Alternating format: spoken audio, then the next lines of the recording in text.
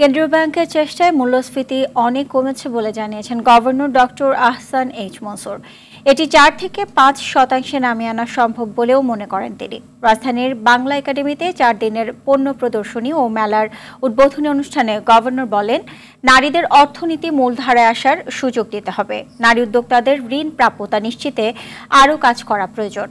সরকারি হিসেবে জিডিপিতে এসএমই খাতের অবদান 30 থেকে 32%। বিতরণকৃত ব্যাংক ঋণে যেন আর 9-6 না হয়, সেজন্য ব্যাংকগুলোকে সতর্ক হওয়ার কথাও বলেন গভর্নর।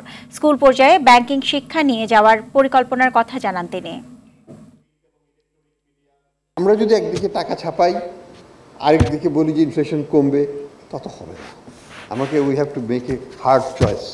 ফুড ইনফ্লেশন ছিল 14.5, হয়েছে 8.5। নন ফুড ছিল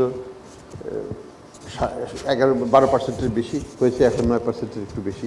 তো এটা হচ্ছে, কমে আসছে, আস্তে আস্তে কমবে।